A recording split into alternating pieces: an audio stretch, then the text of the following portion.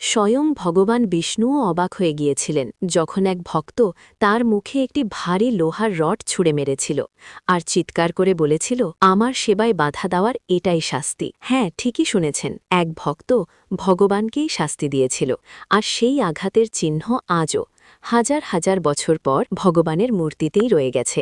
ঘটনাটি একাদশ শতাব্দীর। শ্রী রামানুজাচার্যের এক শিষ্য ছিলেন অনন্তালবার। তিরুপতির পাহাড়ে ভগবানের জন্য একটি ফুলের বাগান তৈরির দায়িত্ব দেওয়া হয়েছিল তাকে। অনন্তালবার তার ভক্তিতে ছিলেন অত্যন্ত দৃঢ় ও এগোয়ে। তিনি স্থির করেছিলেন এই সেবায় তিনি কারও সাহায্য নেবেন না। এমনকি তার স্ত্রী তখন গর্ভবতী, তবুও দুজনেই নিজের হাতে মাটি খুঁড়তেন, পাথর তুলতেন।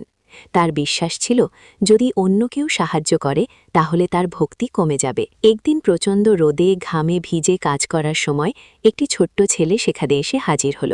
সে বারবার অনন্তালাবারের ঝুড়ি তুলতে চাইছিল। অনন্তালাবার তাকে ধমক দিয়ে বললেন, দূরে থাক, আমাকে আমার সেবা করতে দাও।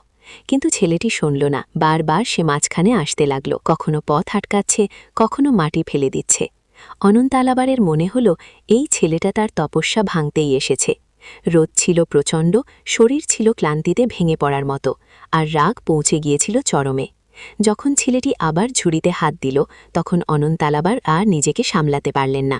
হাতের কাছে থাকা ভারী লোহার রডটি তিনি পুরো শক্তি দিয়ে ছুঁড়ে মারলেন সেই শিশুর দিকে। রডটি গিয়ে সরাসরি আঘাত করল শিশুটির থুতনিতে। কাঁদতে কাঁদতে ছেলেটি দৌড়ে মন্দিরের ভিতরে ঢুকে গেল। অনন্তালাবার ভাবলেন নিশ্চয়ই গ্রামের কোনো দুষ্টু বাচ্চা।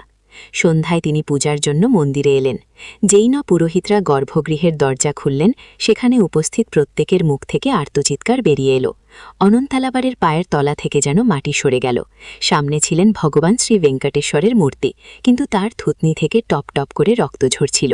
সেই মুহূর্তেই অনন্তালাবার বুঝে গেলেন ওটা কোনো সাধারণ শিশু ছিল না, স্বয়ং ভগবানই এসেছিলেন নিজের ভক্তের বোঝা হালকা করতে।